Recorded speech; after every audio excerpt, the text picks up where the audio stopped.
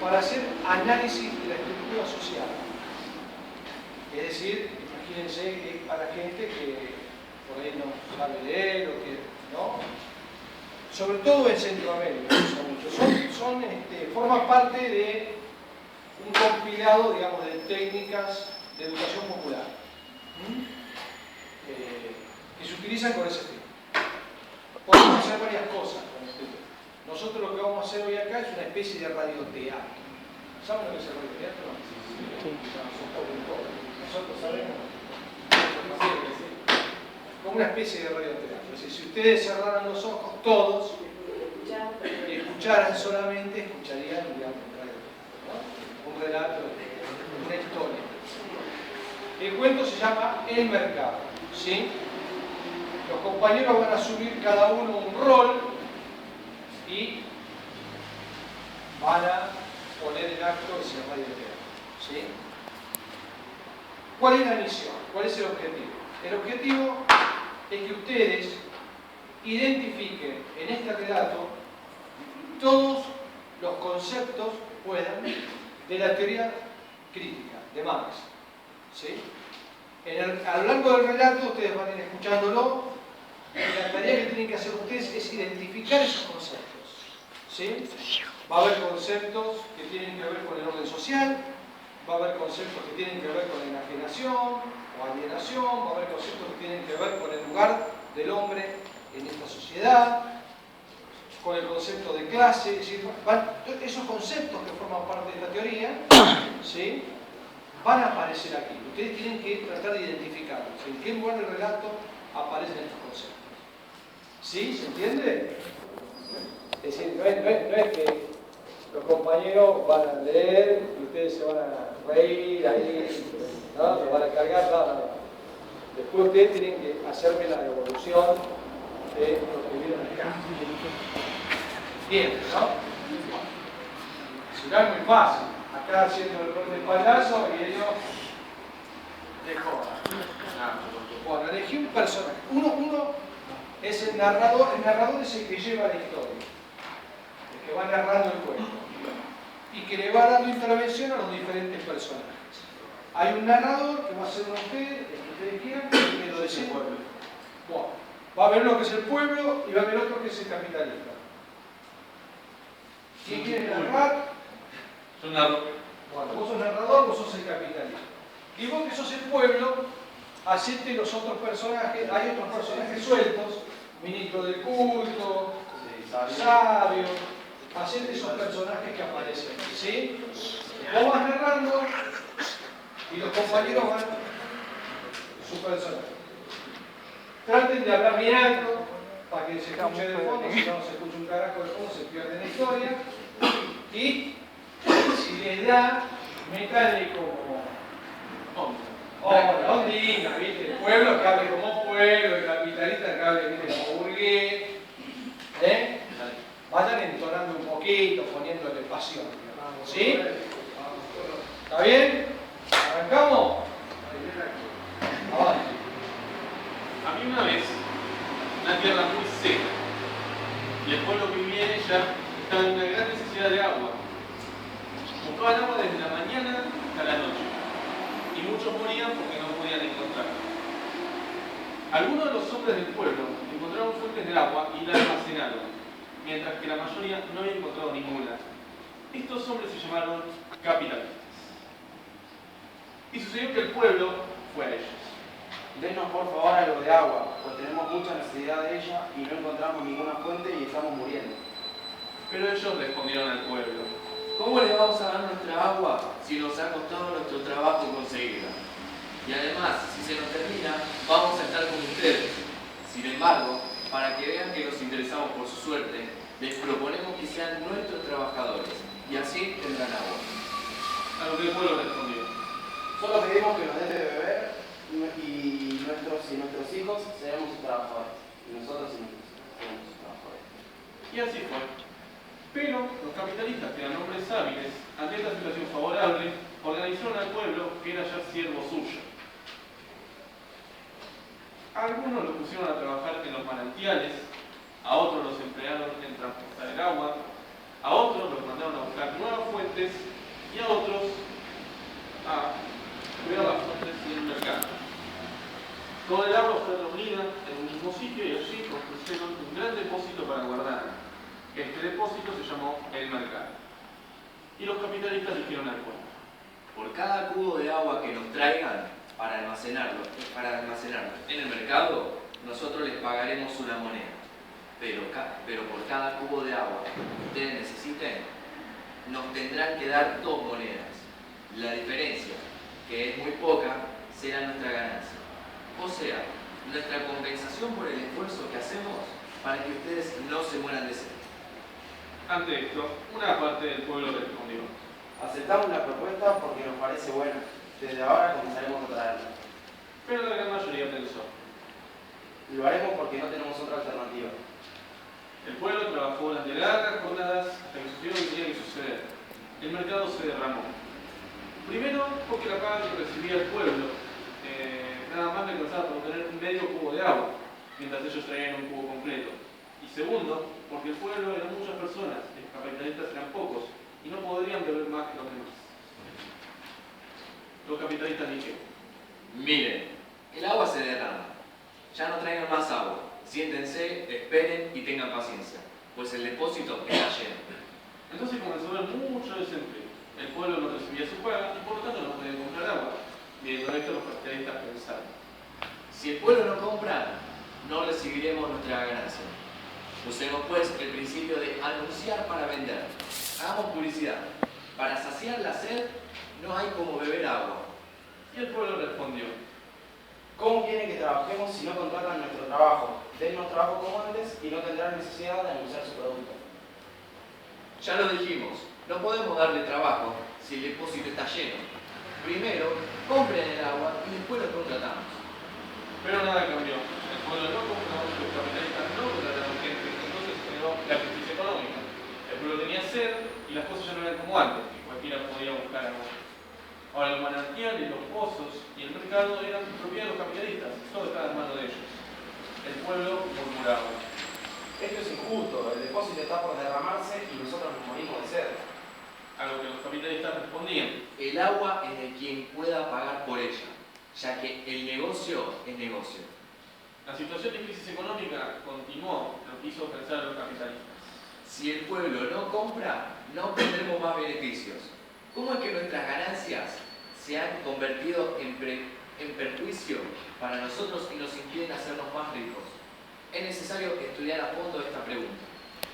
Entonces, los capitalistas crearon grandes escuelas y universidades, y los dirigentes de estas fueron los sabios que aceptaron que a cambio de su trabajo, ellos y sus familiares obtuvieran el agua que necesitaban. Por esto, el nivel del agua del mercado bajó un poco. Los hombres formados en sus universidades eran los sabios. Conocían muy bien el arte de hablar con seguridad, con palabras difíciles y elegantes, que el pueblo no entendía. Los sabios apoyaron y defendieron a los capitalistas y fueron sus aliados. Los capitalistas mandaron llamar a los sabios para que les explicaran, el porqué de la crisis económica. Y los sabios dijeron, sin poder ponerse de acuerdo: La causa es la sobreproducción. Y otro dice: no, la causa es el exceso del stock acumulado, aunque puede ser también que el pueblo no compra porque no tiene confianza. Los capitalistas se aburrieron de escucharlos y para su tranquilidad les ordenaron: Vayan con el pueblo y explíquenle el porqué de la crisis, a ver si así nos dejan en paz. Y si pueden, convénzanlos de que es necesario que nos compren agua. Los sabios, vistos de la ciencia lúgubre y oculta, tuvieron miedo porque sabían que el pueblo no los sentía parte de ellos y temían ser apedreados, e hicieron la siguiente advertencia a los capitalistas: Nuestra ciencia le entiende quien está descansado y sin sed, como ustedes, pero para el pueblo no tendrá validez y se burlará de lo que decimos.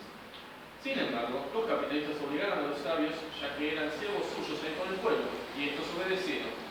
Le hablaron al pueblo de sus teorías y este les respondió: Fuera de aquí, cabezas inútiles.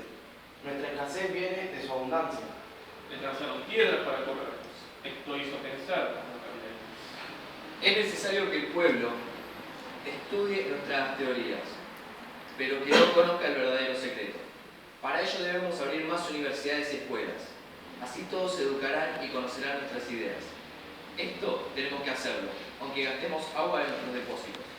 y así el descontento será menor, y el nivel del agua bajará, pudiendo contratar a alguna gente del pueblo, que tendrán dinero y podrán comprarnos el agua.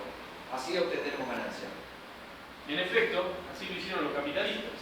Sin embargo, la mayoría del pueblo continuaba sediento y descontento, haciéndose temibles las protestas y hasta toman por la fuerza del mercado. Ante esta amenaza, los capitalistas mandaron a sus ministros de culto, que eran falsos sacerdotes, para que hablaran así al pueblo. Esta sed que nos aflige ha sido enviada por Dios para la salvación de nuestras almas. Hay que llevarla con paciencia y resignación y no dejarse arrastrar por la codicia del agua. Así, cuando Dios nos recoja, iremos a un país donde no habrá sed y sí agua en abundancia. Estos ministros del culto disfrutaban del agua como los sabios y en muchos casos fueron más útiles que estos, pues a mucha gente del pueblo realmente lograron atemorizar. Sin embargo, también hubo algunos verdaderos cristianos que amaron al pueblo y no hablaron en favor de los capitalistas, sino que actuaron realmente contra ellos en injusticia en la injusta situación que se vivía. Hubo algunos capitalistas que, viendo que el pueblo aún murmuraba a pesar de los sabios y el ministro del culto, recapacitaron y metieron la punta de sus dedos en el agua que se derramaba del depósito. Después dejaron caer las gotas de agua del extremo de sus dedos sobre el pueblo más sediento que se reunía alrededor del depósito, y esta acción la llamaron caridad. Estas gotas eran extremadamente amargas. Pero nada de esto era suficiente, pues el pueblo seguía sediento y su inconformidad crecía. Ante esto, los capitalistas tomaron medidas. Hagamos pequeñas fuentes surtidoras que repartan algo de nuestra agua al pueblo, para que éste diga que somos generosos con él, y las llamaremos instituciones de servicio. Otro capitalista pensó: ante la amenaza de que el pueblo tome por la fuerza el depósito y las fuentes de agua, debemos conseguir a alguien que nos proteja. Sugiero que convenzamos a algunos sedientos del pueblo a ser hombres nuestros y que nos sirvan contra él. A cambio les daremos agua en abundancia a ellos y a sus hijos. Así, hubo hombres del pueblo que fueron armados y se convirtieron en ayudantes de los capitalistas. Y algunos de ellos sufrieron al verse persuadidos por su necesidad de agua. Otro capitalista, que era muy inteligente, tuvo una buena idea. Es necesario prevenir que el pueblo responda con violencia a nuestras medidas. Para ello, propongo que se hagan leyes que condenen a quien proteste por la falta de agua o quien desea apoderarse de nuestros manantiales y del mercado, y hasta quien falte al respeto a nuestros sabios, sacerdotes y guardianes. Y en general, a quien proteste contra la ley y el orden, con esto, todo esto estará de nuestro lado. Así, los capitalistas se defendieron y llegaron a agredir al pueblo muchas veces, sobre todo cuando se encontraba junto al depósito. Los capitalistas se dedicaron a derrochar el agua entre los jardines y oficinas, bañándose ellos, sus aliados, sus mujeres e hijos. Con el tiempo el depósito empezó a bajar el nivel, entonces los capitalistas proclamaron: la crisis ha terminado. Vengan gente del pueblo, hay trabajo para todos nuevamente. Pero recuerden la condición: por cada cubo que traigan, les pago una moneda. Por cada cubo que necesiten, nos dan 2 monedas, pues debemos tener un beneficio. Después de un tiempo, el depósito volvió a derramarse como antes y el pueblo padeció sed y era más gastado por los capitalistas, que además obtenían sus ganancias y se volvían cada vez más ricos. Él los repitió muchas veces. Ante esta situación, aparecieron algunos personajes entre el pueblo que le hablaron así: acabemos con las injusticias, hacemos nuestra sed, para esto debemos organizarnos. y los capitalistas llamaron a estos personajes Agitadores. No. El cuento original no concluye aquí, pues continúa con esta etapa de conciencia, organización y lucha hasta la construcción de una nueva sociedad, pero para efectos de la técnica solo llegamos a este punto. Aplauso para los compañeros.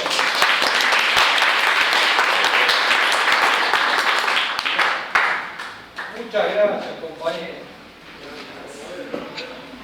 A los que no participaron hoy, la próxima los hacemos bailar, o cantar algo, una obra de teatro. ¿No? Un roleplay podemos hacer. ¿No? ¿Qué te parece? Muy bien. Bueno, a ver. ¿Qué lograron identificar en el juego?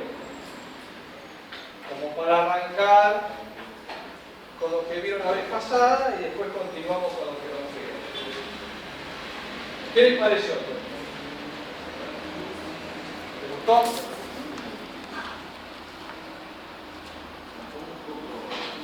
A mí personalmente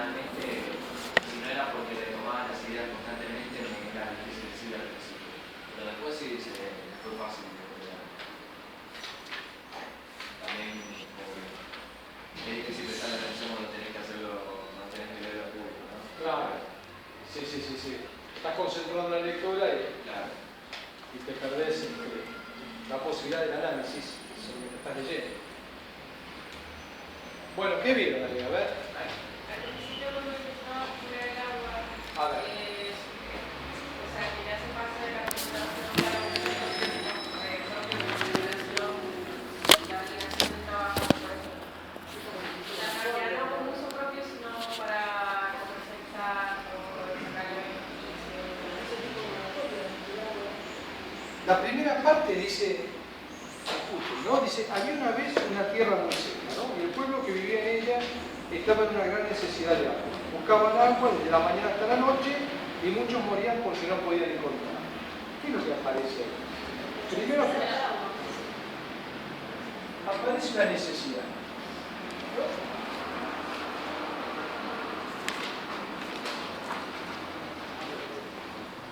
¿No? Una necesidad, a ver, de carácter vital, podríamos decir, ¿no es cierto? ¿Se acuerdan cuando veíamos el texto de Vincent Marquez? Sí. Lo natural, que había algunas cuestiones que tenían que ser resueltas sí o sí, porque si no, no podíamos seguir existiendo. Es decir, este pueblo no encontraba agua. Si no hubiese encontrado nunca agua, se hubiese muerto todo. Posible que sobreviva, ¿no? Entonces, eso es lo primero que aparece, ¿sí?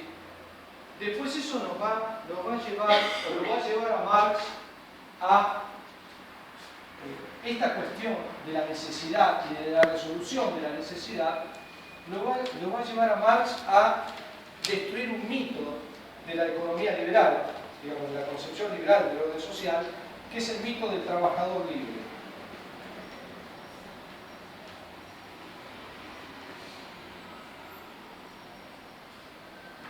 Dejémoslo ahí. Entonces, eso se resuelve en los párrafos más abajo, ¿no? Después dice, bueno, que algunos de los hombres del pueblo encontraron fuentes de agua y la almacenaron, ¿no? Algunos, no encontraron todos, algunos encontraron. ¿Y qué hicieron los que encontraron el agua? ¿Qué podrían haber hecho muchas cosas, ¿no? Supongamos que somos nosotros, todo ese grupo humano que está buscando agua. Y 3 o 4 de nosotros se encuentran en una fuente sutil. Una cosa que podríamos haber hecho es pegar el silbato de muchachos, encontramos agua, vamos a tomar. ¿Podríamos haber hecho eso? Sí. Este grupo no hizo eso. El grupo que encontró agua acá, ¿qué hizo? Expropió, se apropió. Este concepto de apropiación primaria es el concepto básico a partir del cual se construye el edificio del capitalismo. Es decir, el ser humano, para poder dar cuenta de estas necesidades vitales, en este caso la sed, necesita resolver este dilema con un satisfactor que es construido por el ser humano a través del trabajo. ¿No? Acá está graficado por las acciones que deben desarrollar una vez que este grupo de personas se apropia. Es como que deja bien claro lo que es el capitalismo.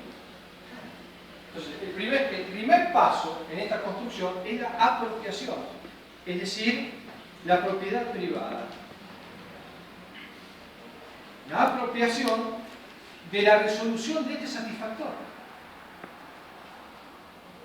Todos tenemos sed, pero la posibilidad de dar cuenta de esa sed es de los pocos.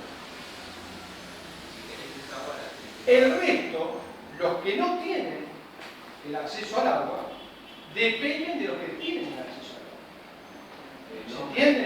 El hombre se apropia de un elemento de la naturaleza y lo modifica a través del trabajo para resolver su propia necesidad, que se construye el satisfactor. Los animales se satisfacen de manera directa, Si un perro tiene sed, va y toma agua de la sala. Nosotros vamos y compramos una botellita de agua en el kiosco de la esquina. Esa botellita de agua es una construcción humana. Eso no hay botellitas de agua colgando de los árboles, se nace en la naturaleza. Hay que construir el envase, hay que potabilizar el agua, hay que construir la heladera para ponerla a refrescar, hay que pasarla, hay que cerrarla. Eso lo hace el ser humano. ¿A través de qué? A través del trabajo. Es decir, que el satisfactor de esa necesidad que nosotros tenemos ahora, que es nacer, tiene que ver con una construcción humana. Hay trabajo humano. ¿Sí? Ahora, los medios para construir ese satisfactor no son de Dios, son solamente de Dios. ¿De quién? De los que se apropiaron de esos medios. Entonces, ese es el punto de partida. La apropiación, es decir, la propiedad privada. La propiedad privada. ¿De qué? De los medios que constituyen a este satisfactor, que construyen a ese satisfactor. Es la propiedad privada de los medios de producción.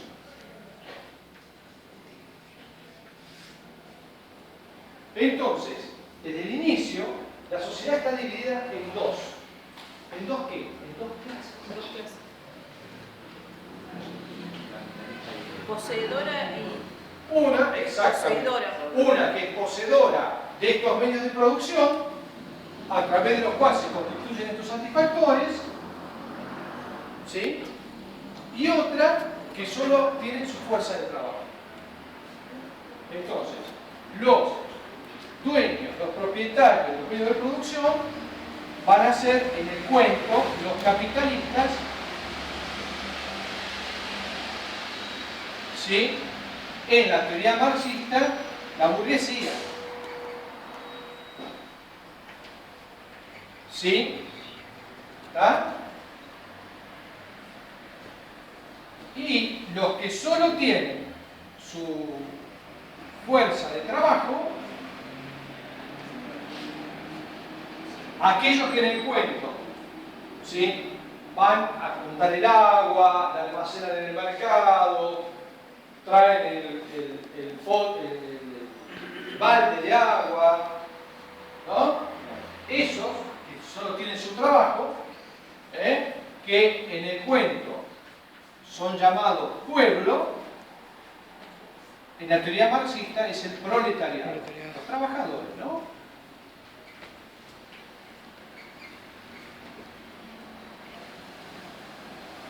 ¿Sí?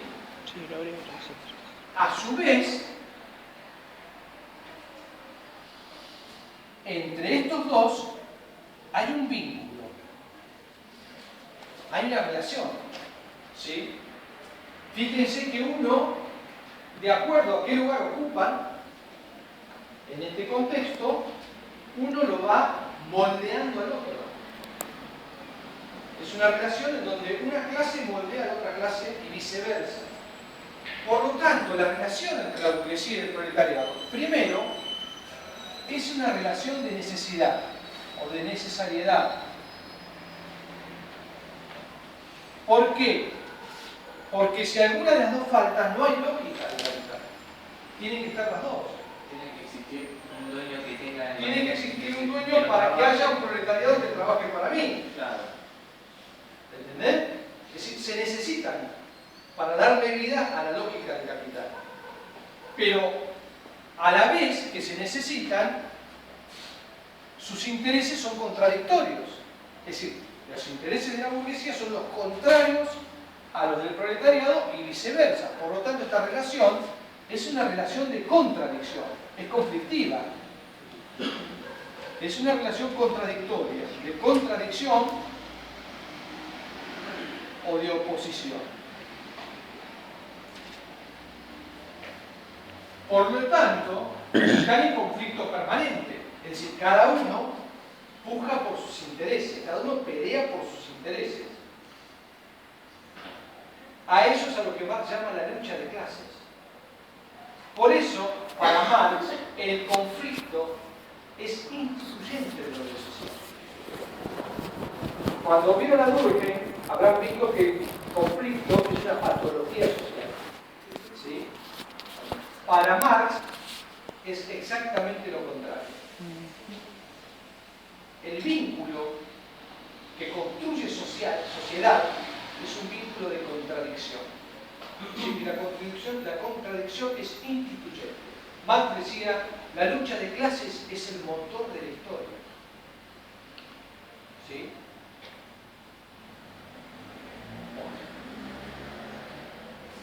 Entonces, acá tenemos una primera cuestión. ¿Vamos bien hasta acá? Bien. Otra segunda cuestión que ustedes vieron la vez pasada y que aparece en el texto. ¿Por dónde empieza el texto? ¿Por dónde empieza el texto? Acá está escrito el pizarro. ¿Por la necesidad? Empieza por la necesidad. ¿Sí? ¿Cómo continúa?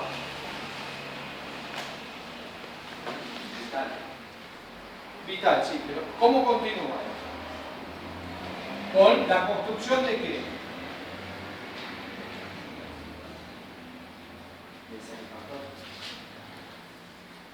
¿No?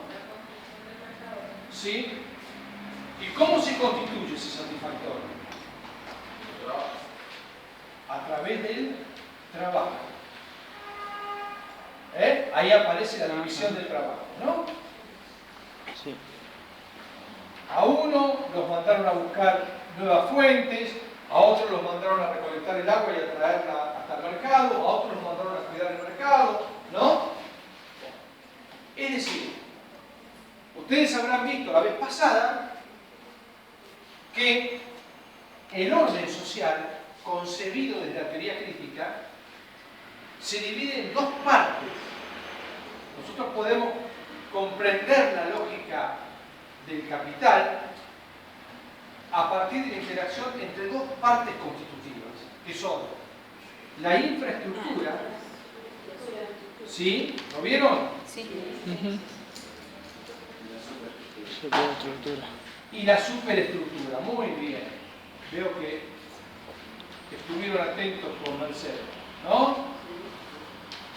¿Cómo estaba constituida la infraestructura? La base La base- exponencial. Es, ¿cómo dijeron? La base. Es la base material. ¿Y cómo está constituida esta base material? Por dos cuestiones, ¿no? ¿Cuáles son? Las fuerzas productivas, las fuerzas productivas y las relaciones sociales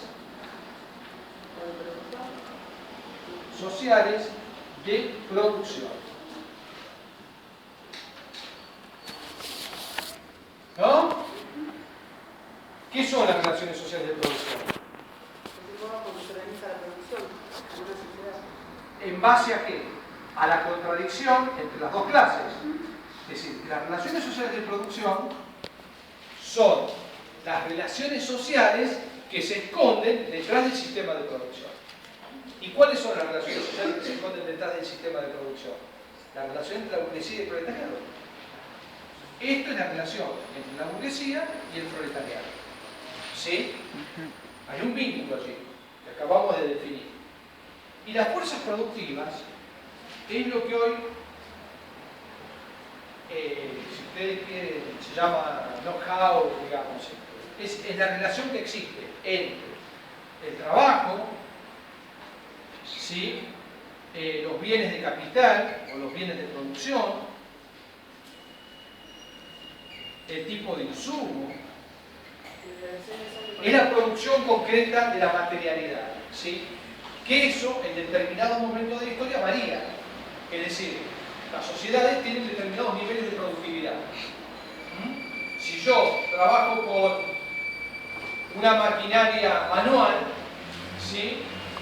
Y de golpe incorporo tecnología nueva, tecnología informática o tecnología, ¿no? A lo que antes era una producción manual, elevo mis niveles de productividad. Es decir, produzco más en menos tiempo. Ese es el desarrollo de las fuerzas productivas. Cada sociedad, en cada tiempo histórico, tiene un grado de desarrollo de las fuerzas productivas que es distinto. ¿Por qué? Porque va avanzando, ¿no? En la década del 60, en la fábrica, no sé, en la Ford, ahí en General Pacheco, uno de los oficios más requeridos y mejor pagos era el de tornero mecánico. Y donde el tornero mecánico era el que elaboraba las piezas de precisión, ¿no? Para el armado de los coches. Hoy ustedes van a encontrar un tornero mecánico, no lo encuentran. ¿Por qué? Porque eso se produce con robótica, se produce con tecnologías modernas que han hecho desaparecer ese oficio. ¿Sí? Hoy el tornero mecánico es un artesano. Yo tengo un Ford Falcon y se me rompió y ya no consigo repuesto ni en guante ni en ningún lado, voy a un tornero mecánico y le digo, che, mira, hay que armar esta pieza y el tipo me hace la pieza. Con un cacho de fierro. ¿Se entiende? Quedó reducido a eso. Antes era central en el proceso de producción que los Ford Falcon, por ejemplo. ¿Se entiende? Entonces, los niveles de productividad han cambiado de acuerdo a los cambios tecnológicos. Ahora, esta combinación, ¿sí?, es la que garantiza esto, la reproducción material del orden social. La reproducción material del orden social. Es decir, ¿qué es la reproducción material del orden social? Es la constitución de estos satisfactores. ¿Sí? Fíjense ustedes que el cuento empieza por ahí. ¿Por qué empieza por ahí? El cuento no empieza... A ver, supongamos que nosotros, para poner un ejemplo, ¿no? Nosotros nos perdemos en una isla, Lost. Estamos todos perdidos en una isla. ¿Qué es lo primero que hacemos? Nos ponemos a discutir, a ver, nos organizamos en una comisión. ¿Quién va a ser el presidente? ¿Va a haber un revisor de cuentas, un síndico que defienda los intereses particulares frente a los intereses colectivos? ¿No?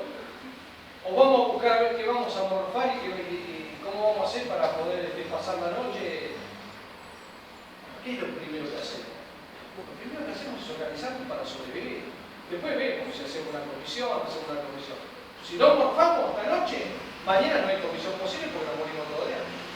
¿Se entiende? Entonces, ¿por dónde empieza el proceso de producción de una sociedad? Del orden social. Por la organización material. Lo primero que hace el hombre es organizar sus fuerzas materiales para garantizar la reproducción material, para garantizar resolver esta necesidad. Si no resolvemos esa necesidad, todo lo que viene después no va a venir nunca. Porque nos vamos a morir de sed, nos vamos a morir de hambre, nos vamos a morir de frío, nos van a comer los bichos en la isla. Entonces lo primero va a ser, bueno, loco, necesitamos agua, conseguir agua potable. Bueno, a ver, este grupo va para allá, aquel otro grupo va para allá, a ver quién encuentra esa fuente sustitutiva de agua potable para garantizar que no nos moramos de sed de acá hasta el día. ¿Se entiende? Vamos a ver si conseguimos alimentos. Bueno, otro grupo va para allá, el otro va para allá, dijimos no, fruta, verdura o algún bicho que podamos cazar. Y así. Es lo primero que hacemos. Cuando eso lo tenemos resuelto, y de acuerdo a cómo lo hayamos resuelto, entonces viene lo demás. Viene esto. ¿Cómo aparece esto en el pueblo? Sabios,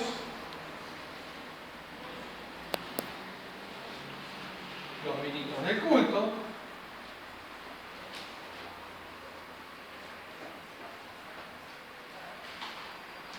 ¿no? Los guardianes, y finalmente un capitalista muy inteligente que hizo, creó la ley. Son todas analogías El con la Estado. vida real. Son todas analogías con la vida real. Son la iglesia, son filósofos, Las fuerzas de iglesia, seguridad. Iglesia, Nosotros, los sabios somos nosotros. Cuando ustedes salgan de la universidad, van a salir formados en un esquema universitario de una formación. ¿Para qué? Para cuestionar el sistema, para legitimarlo. Los que salgan abogados de acá. Profesores, porque el ¿Para qué se lo va a formar? Para que legitime el sistema, no para que lo cuestione.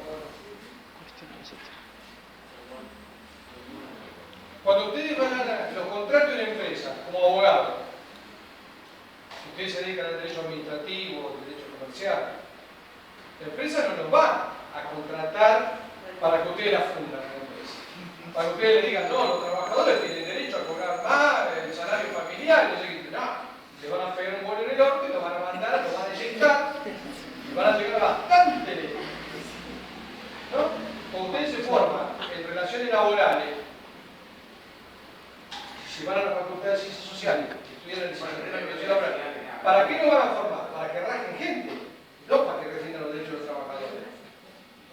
Bueno, pero ahí va la idea de cada uno, si no tiene idea, por ahí un poco más de izquierda, es decir, yo voy a defender a los trabajadores.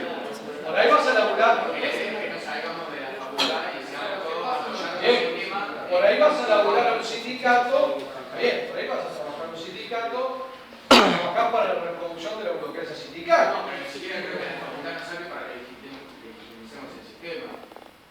Te forman para legitimar el sistema, para eso está creado. Y para eso está creado un sistema educativo, que además es claramente positivista.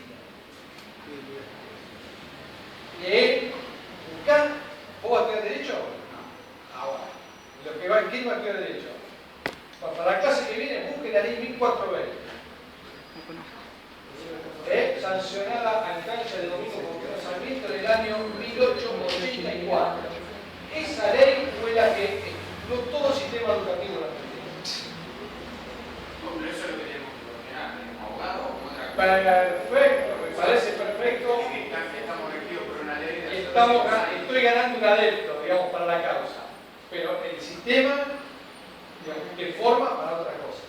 Después, obviamente, hay que lo cuestiona, y obviamente hay que, desde otra perspectiva, pelear por otras cosas, ¿no? Que nosotros consideramos más justas. Claro, de hecho la universidad tiene el objetivo de formalizar un tipo de mentalidad única y específica, dependiendo también de qué universidad vaya. Pero todos se acuerdan del sistema que estamos... Después cada uno decide qué hacer con esa... Hoy existen otros dispositivos. Hoy existen otros dispositivos que moldean, digamos, esta superestructura. Si nosotros analizáramos, ustedes ven a Gramsci, por ejemplo, van a ver que Gramsci tiene, Gramsci o Durkheim, lo habrán visto con Mercedes, con Murió Durkheim. Hay una cuestión muy de prestarle mucha atención, mucha importancia al sistema educativo. Porque el sistema educativo es el que ha moldeado la subjetividad históricamente. A ver, por ejemplo, una vuelta me tocó dar una charla sobre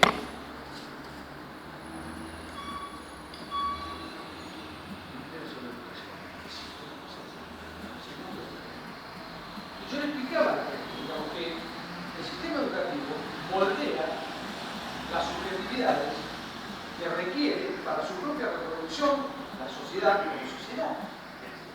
Entonces, en la década, si nosotros pensábamos la cuestión de la educación física, ¿no? En términos amplios, en la década del 60,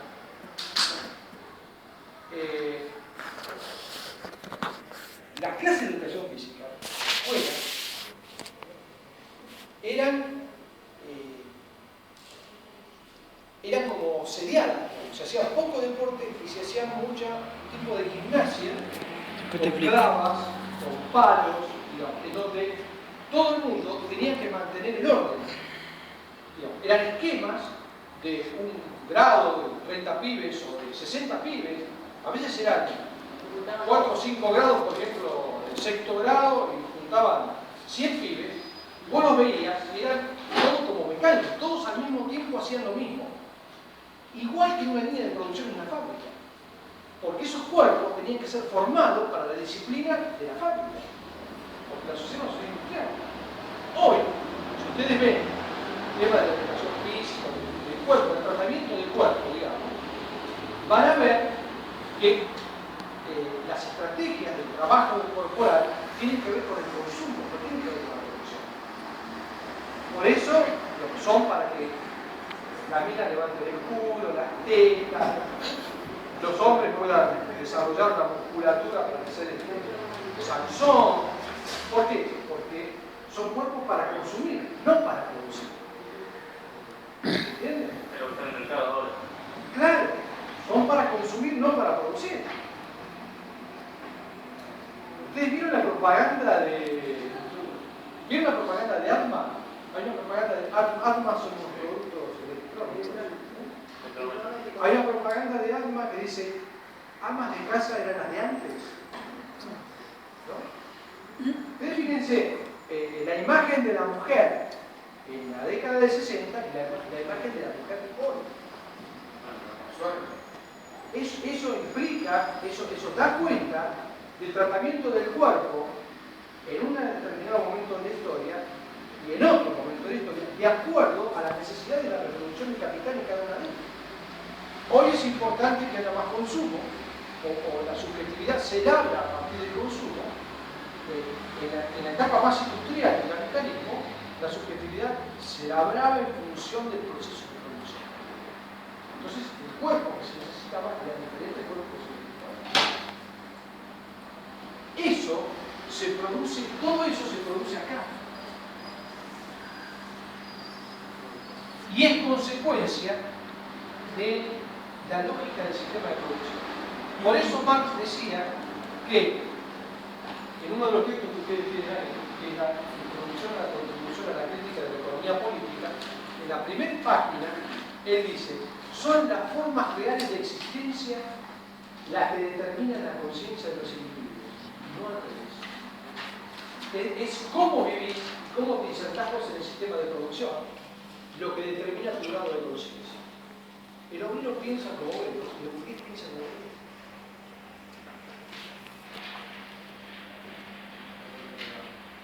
Es el orden material lo que determina. Seguramente, si en esta isla, alguno de nosotros tuvo la capacidad de obtener el agua a partir de una invención propia, de una cuestión propia, ¿no? de un plus, seguramente ese va a ser el encargado de coordinar la comisión que se arme, porque ingresó a ese proceso de reproducción de una manera diferencial respecto de los otros.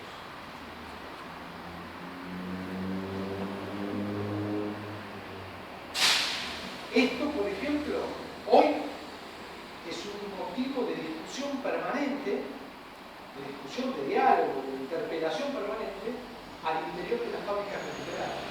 Ustedes vieron el movimiento de empresas recuperadas. Esta es una de las cuestiones.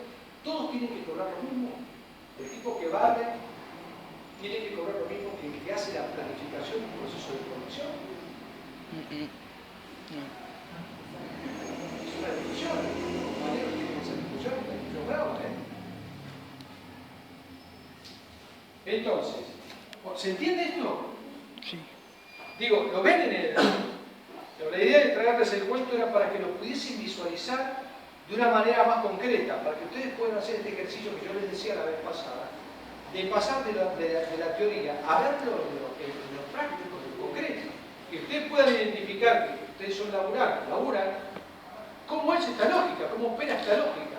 Que uno, cuando uno está laburando, no se da cuenta. Pero esta es una forma de lectura de eso. ¿Se entiende? ¿Qué lugar ocupamos nosotros mismos en el proceso de producción de la sociedad? ¿Cómo se da esto en nuestra propia vida? ¿Cómo se puede dar el día que seamos profesionales? ¿Entiendes? Es decir, que nos podamos bajar a la realidad, para poder comprender, esto de comprender, ¿no?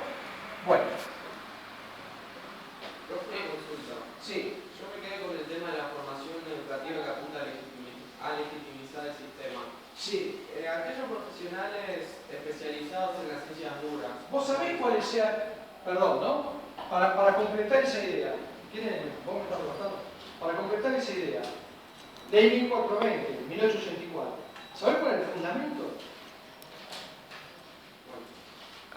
Disciplinar a la clase trabajadora, que sea disciplinada. La escuela tenía que disciplinar a ese sector social que eran inmigrantes, ¿no? Generar como una normalización, ¿no? Todos iguales, disciplinarios. Y garantizar que todos tuviesen el mismo nivel básico de conocimiento en términos, porque la mayoría de la población argentina era migrante, en términos de lectoescritura, de matemáticas, de cuestiones básicas para poder obtener la producción. Esa es la legitimación de la ley 1420. Búsquenla y vean. Sí.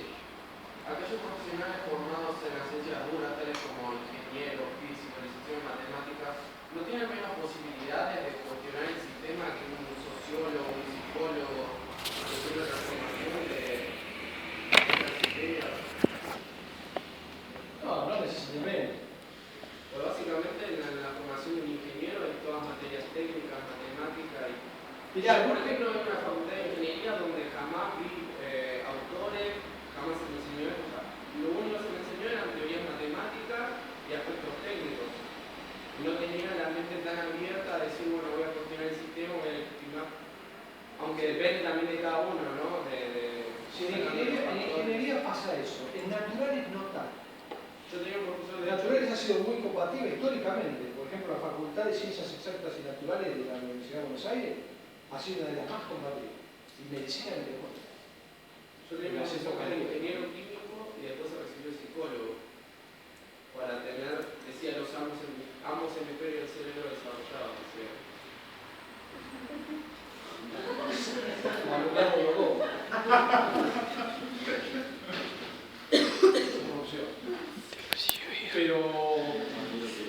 Pero sí, obviamente, digamos. Obviamente tenés quizás menos posibilidad. Tal vez las encuentres después en el proceso de producción. Yo tenía un amigo en mi adolescencia, ¿no? Que estudió industria. Estudió en la escuela industrial. Yo hice el bachiller. En aquella época era bachiller de comercio industrial. Y tuve un compañero que estudió, era técnico, creo que técnico mecánico, no sé qué, una de esas, técnico electrónico. Y entró a trabajar en una empresa.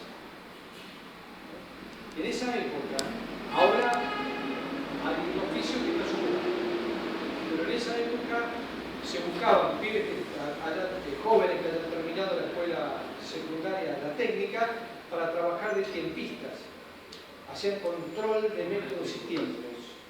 Era estar con un cronómetro, ¿no? Viendo cuánto tardaba el obrero en resolver un problema de trabajo, una línea de producción. Y el laburo apuntaba a que cada vez el tipo se enajenara más, es decir, produjese más en el tiempo. Para eso lo contrataba.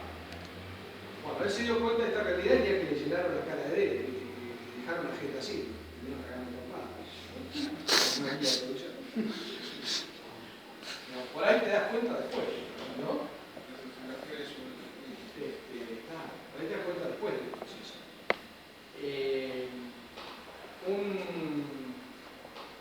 Uno de los grandes economistas en Argentina, Jorge Schwarzer, ya murió hace 2 o 3 años.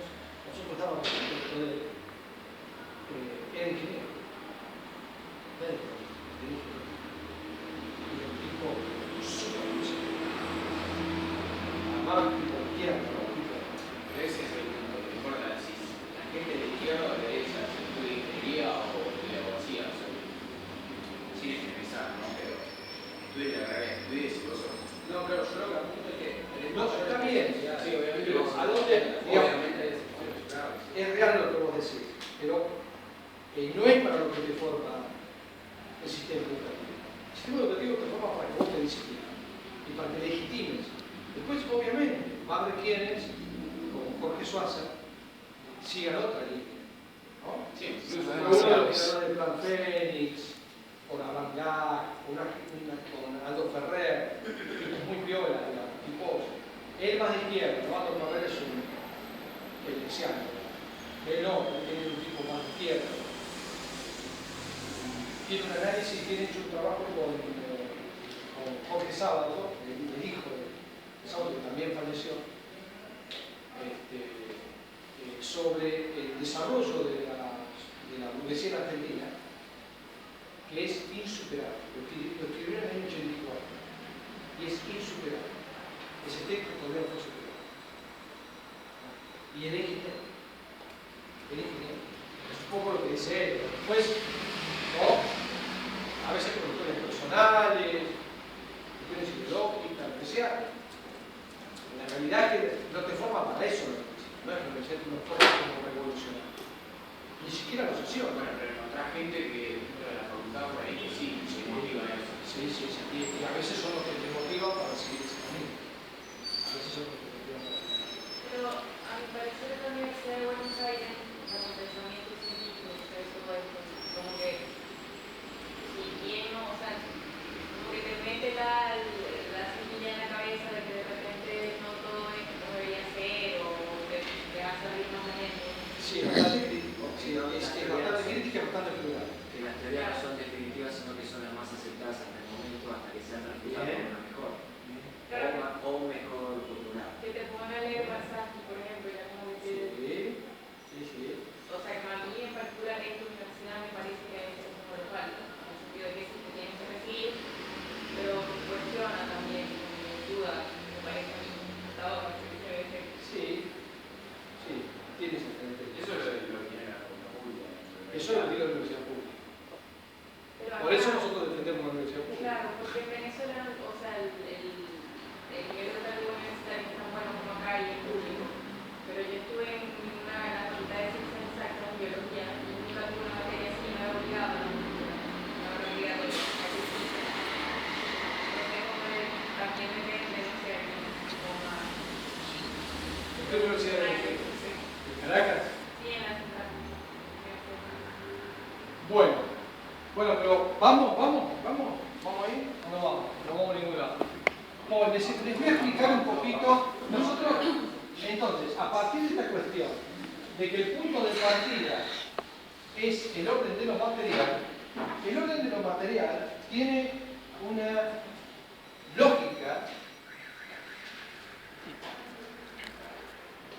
que produce en los sujetos tomados por esta lógica un fenómeno que se llama enajenación o alienación. Ustedes tienen ahí como texto complementario el capítulo tercero de los manuscritos económicos filosóficos, el trabajo enajenado. Si a ustedes les gusta, esa lectura no es obligatoria, así que si no lo tienen, no lo lean. Pero yo se lo recomiendo, porque es una pieza brillante. Quizás sea lo más maravilloso que va a escribir. Y es absolutamente legible, quiero decir, entendible, es un placer.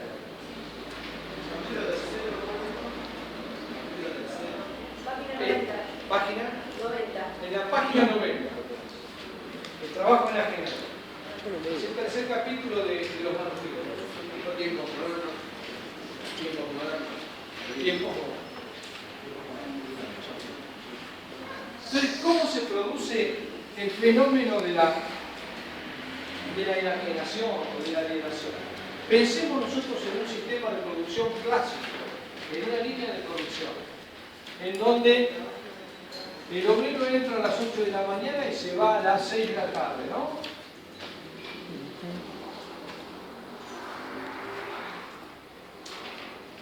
Él entra y ocupa su lugar en el sistema de producción, en la línea de producción. Y le toca ponerle los tornillitos al auto. Pone la rueda del auto, le pone las tuercas.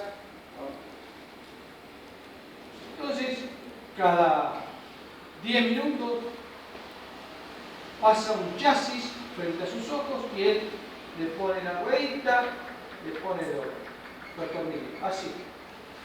Durante 4 horas, para comer 4 horas más, 8 horas de trabajo.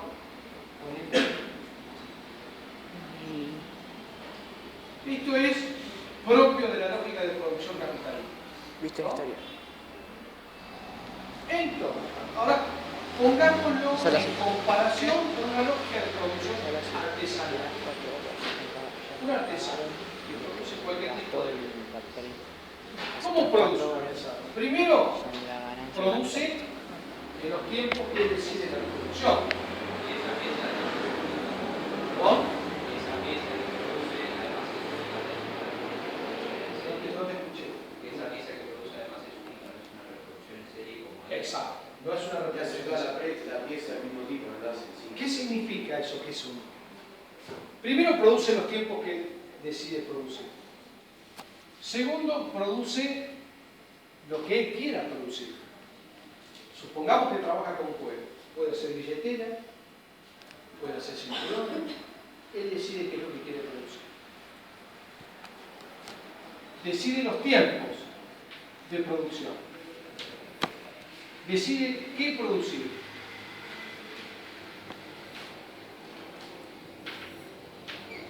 ¿Sí? Decide el cómo. ¿Qué quiero decir? Puede hacer cinturones lisos o los puede hacer repujados. Por ejemplo. Decide el cómo. ¿Con qué? ¿Qué instrumentos va a utilizar para la producción? Juan. Todo esto en función de producir un determinado bien. Un determinado producto. ¿No? Acá, en este proceso de producción, el artesano, ¿qué está poniendo? ¿Está poniendo su fuerza de trabajo? Sí, pero no únicamente. No únicamente. Supongamos, tomemos tiempos. Una de las cuestiones que se ponen en juego acá. Está en su casa, donde tiene su taller, y tiene a su niña de 5 años enferma de gripe.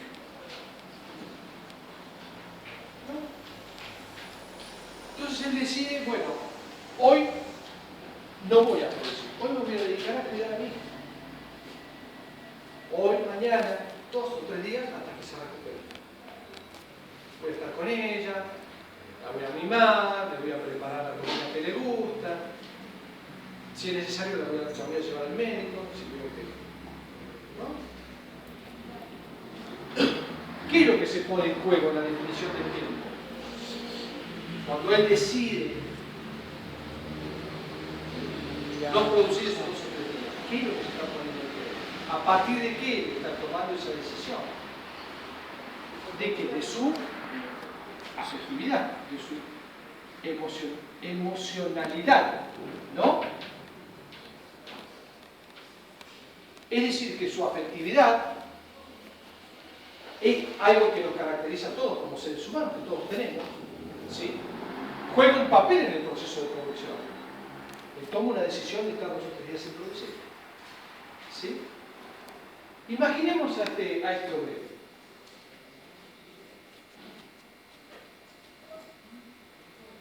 Que deja de ir a trabajar porque tiene a su... puede presentar, ¿no? Pero es todo un inconveniente. No, mirá, el certificado que me trajiste no sirve, tiene que ser del hospital público, no puede ser del... O tiene que ser del sistema de emergencia que tiene contratado el seguro médico que... Si no, te vamos a tener que descontar el día. Y tu mujer no puede cuidarla. Generalmente eso lo hacen las mujeres. No está separado. ¿No? Es decir, ¿no es cierto? Pasa. Es decir, acá no puede haber interferencias en el proceso de producción. Toda interferencia que exista respecto de sostener este proceso de producción es negativo. Puede llevar a que este obrero quede sin trabajo. Es decir, que una serie de cuestiones que forman parte del ser humano, ¿sí? Una serie de cuestiones que forman parte del ser humano, como por ejemplo la afectividad, se quedan acá afuera en el momento en que este obrero entra al proceso de producción. No pueden entrar con él al proceso de producción. Si el tipo está preocupado, porque a lo mejor la hija tiene un problema más grave, e ingresa al sistema de producción con esa preocupación, entonces empieza a poner los tornillos todos doblados. Y las ruedas se caen cuando terminan de sacar el auto de la línea de producción. Es muy posible que lo suspendan o que lo despiden. ¿Qué es la? Entonces, ¿qué es lo que toma el sistema capitalista? Solamente la fuerza del trabajo.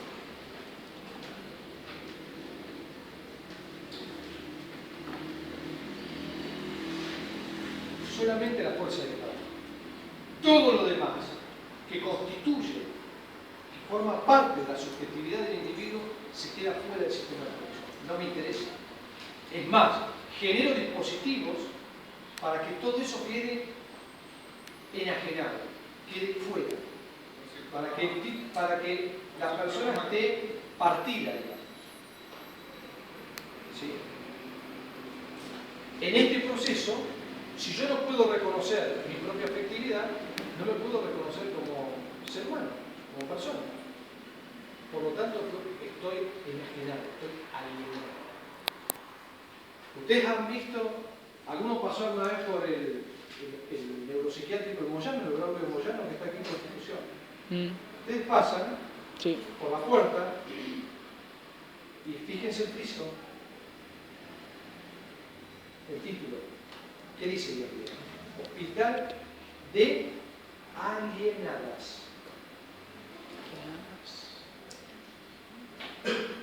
Estar alienado quiere decir estar fuera de sí. Fuera de sí. No pertenecerse, no reconocerse como esa integralidad. El sistema requiere de esa bifurcación, de esa visión, de esa enajenación para poder sacar el máximo provecho a la fuerza del trabajo. Se requiere que el tipo no esté preocupado para que no se equivoque a la hora de meter los tornillos ahí. Porque el auto tiene que salir bien, no puede salir con los tornillos de verdad. Entonces, esto lleva a que en primer lugar, este sujeto que está aquí poniendo tornillos, es decir, que está gastando su fuerza de trabajo únicamente, no puede reconocer como algo construido por él este auto que sale aquí al final. Aquí el artesano que terminó de armar su cinturón reconoce eso como fruto de su propio proceso de trabajo, como algo propio. ¿Por qué? Porque el tipo le puso su creatividad, le puso su emotividad, le puso todo lo que él tiene en la construcción de ese diseño. Aquí no. En segundo lugar, este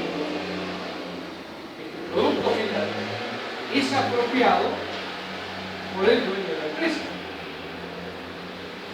¿Bien? Es enajenado, en el sentido de que esa fuerza de trabajo termina siendo apropiada por el dueño de la empresa.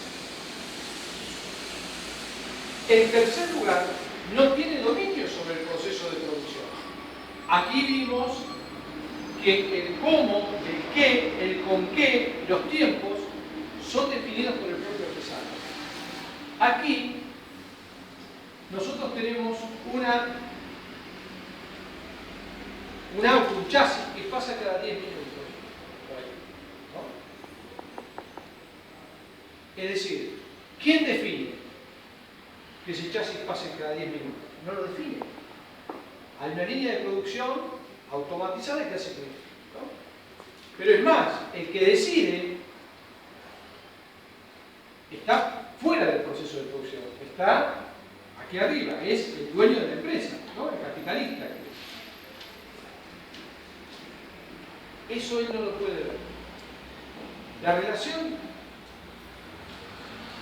de este hombre con el proceso de producción, este obrero, es una relación con una máquina. Y es una relación social, que él no puede ver, porque está fetichizado. Él lo que ve es la máquina, él lo que ve es la línea de montaje que me trae el chasis, eso es lo que ve. Y que me lo trae cada 10 minutos exactos. Tiempo que yo tengo para poner, tiempo que él tiene para poner las ruedas en el camino. Ese vínculo, eso que él está construyendo, es una relación social. Si yo se lo digo, está loco, si esto es una máquina. En realidad, el dominio de esta máquina está acá. Y el que define que pasa cada 10 minutos está acá. Es la relación de él con este señor. La máquina lo que hace es mediatizar y fetichizar esa relación. Esa relación de dominación no se ve.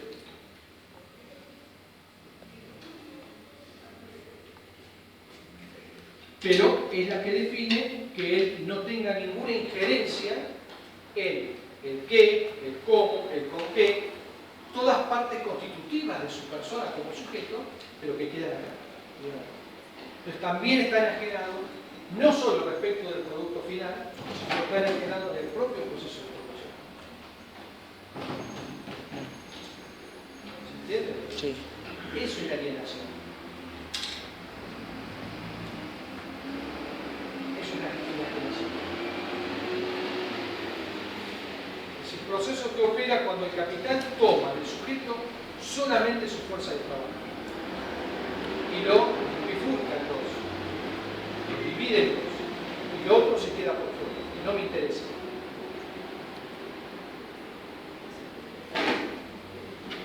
¿Sí?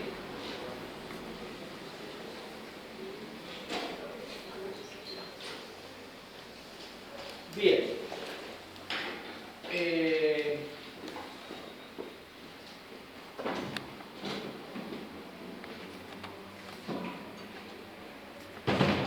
La cuestión,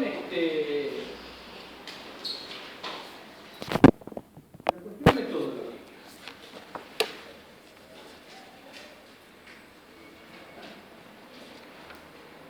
Ustedes saben que la teoría marxista, en términos de metodología, ha sido definida como materialismo dialéctico.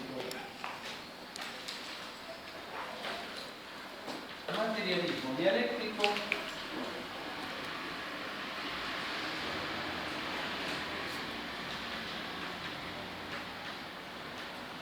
materialismo histórico.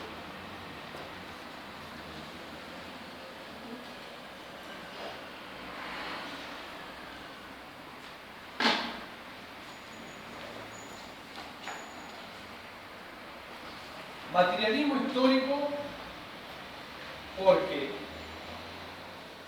la dialéctica, como forma de construcción del orden social, se produce y reproduce históricamente, no en el vacío. ¿Por qué materialismo? En ambos términos, dialéctico como histórico. ¿Por qué materialismo? Porque el punto de partida de la construcción del orden social es el orden material, lo que acabamos de ver. Eso que dice él ahí en la introducción a la crítica, en la introducción a la contribución a la crítica de la economía política, ¿no? Son las formas reales de existencia las que determinan la conciencia de los individuos. Y de acuerdo a cómo vivimos en el orden material, cómo nos organizamos para reproducirnos materialmente, de acuerdo a eso es como construimos el orden social. Ahora, ¿por qué dialéctico? Porque la contradicción de la lógica dialéctica es lo que está en el centro del proceso de producción social del capitalismo, el proceso de reproducción metabólico del orden social en el capitalismo. La dialéctica es la que se expresa a partir de la contradicción entre una afirmación y una negación. Una negación en un proceso de complementariedad, donde para que exista un polo tiene que existir el otro, para que exista la burguesía tiene que existir el proletariado. Es decir, una relación de complementariedad se necesita mutuamente, ¿sí?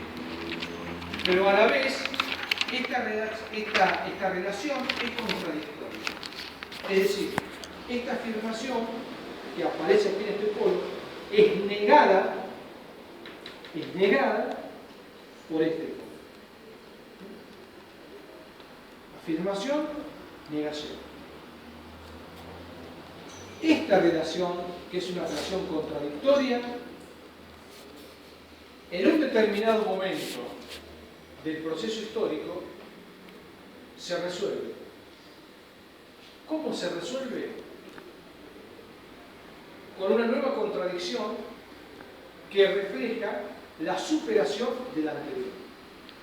Es decir, se produce algo que Hegel llamaba síntesis. La síntesis es la superación de esta contradicción.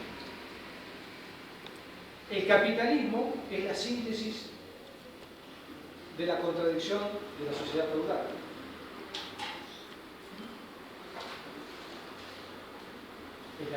Es la superación de aquella contradicción. Y esta síntesis está conformada por una nueva contradicción, que es la contradicción entre burguesía y proletariado. Es cualitativamente diferente a la contradicción anterior. No hay una sumatoria aquí. Hay una ruptura de esta forma de construcción y la síntesis es una superación. Es decir, ustedes no van a encontrar acá elementos o sumatorias de elementos de esta contradicción anterior. Van a encontrar una contradicción diferente, cualitativamente diferente. Por eso es una superación de la contradicción anterior. Entonces, la historia se mueve a partir de una lógica que es dialéctica, no de una lógica dialéctica.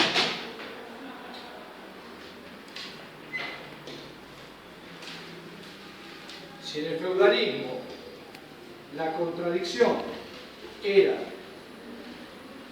entre la nobleza o la aristocracia, ¿no? y el siervo o la servidumbre, el siervo de la gleba, ¿sí? Había una contradicción, un proceso de reproducción simple. La lógica programática comercial es la lógica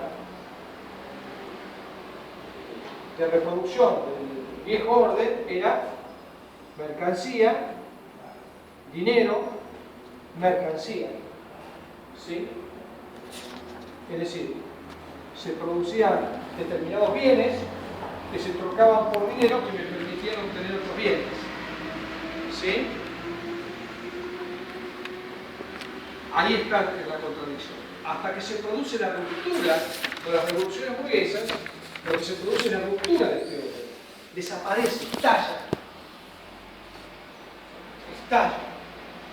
Llega a un nivel máximo de contradicción donde se produce el estallido. Esas son las revoluciones burguesas. La revolución industrial, la revolución francesa, la revolución americana. Y se produce una síntesis. Esta síntesis es el capitalismo o el capital, la lógica del capital. ¿Sí?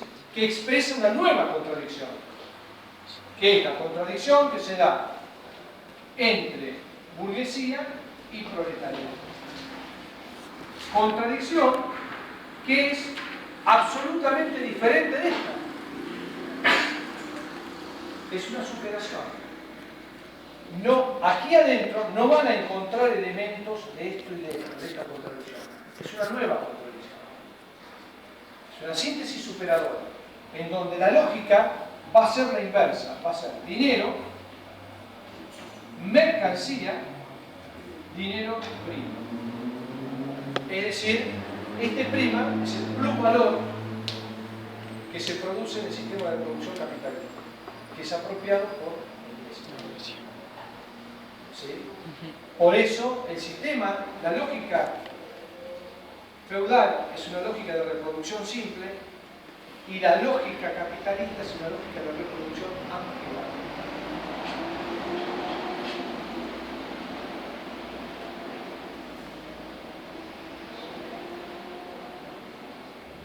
Entonces, ahora, ¿cómo se lee esto? Esto se lee históricamente.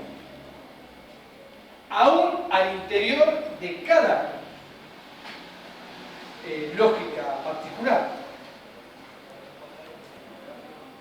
Si yo analizo la forma de producción capitalista en la Argentina, yo puedo decir que tiene un desarrollo de más de 100 años. ¿Sí? Pero en cada momento de la historia de ese desarrollo ha sido diferente. Por ejemplo, en la etapa, en los primeros gobiernos peronistas, entre el 45 y el 55, se produce la culminación de un proceso, como el momento culmine de un proceso de industrialización en la Argentina que ya venía de algunos años antes, ¿sí?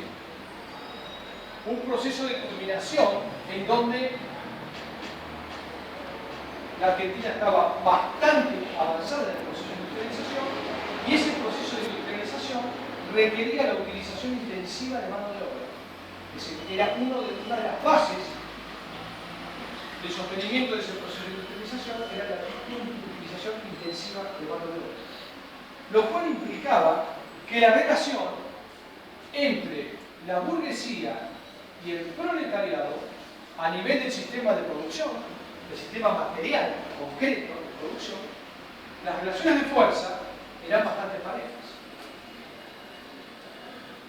Es decir, si en una rama de la producción los obreros pegaban una huelga de una semana, perdías fangotes de vida. No podías darte el lujo de tener la fábrica parada una semana.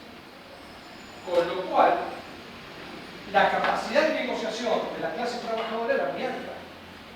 ¿Eso en qué se expresaba? Eso se expresaba, por ejemplo, en la ley de contrato de trabajo. Eso se expresaba en toda una serie de conquistas sociales que obtuvieron en esa época histórica los sectores trabajadores.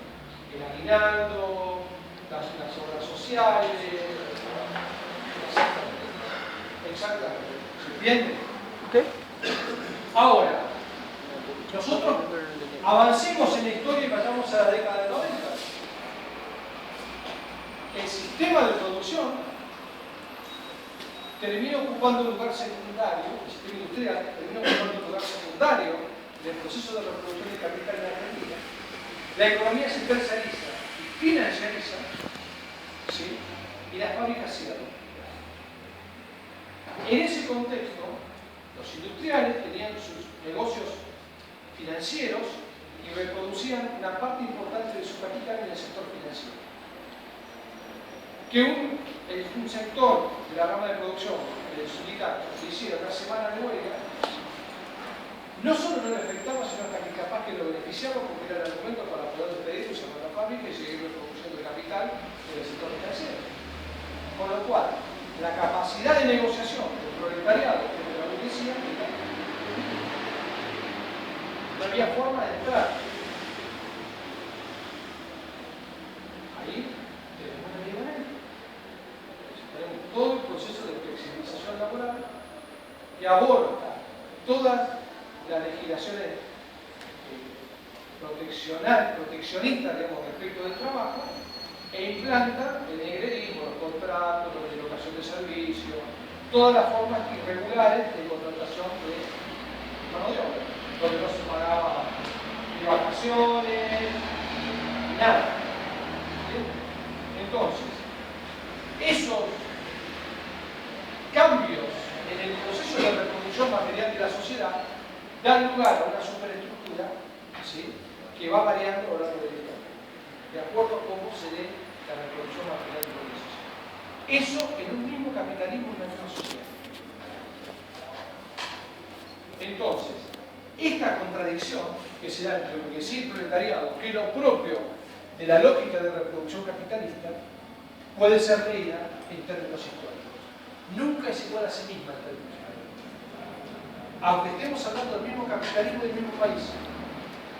Como cambian las condiciones del proceso de producción, cambia toda la lógica de articulación de esta contradicción. Aunque sigue siendo siempre esta contradicción. Esa es una lectura, digamos, de la lógica del proceso de la reproducción capitalista desde una perspectiva crítica, desde una perspectiva marxista, en términos de relación de fuerzas. Eso es la metodología de Marx. ¿Sí?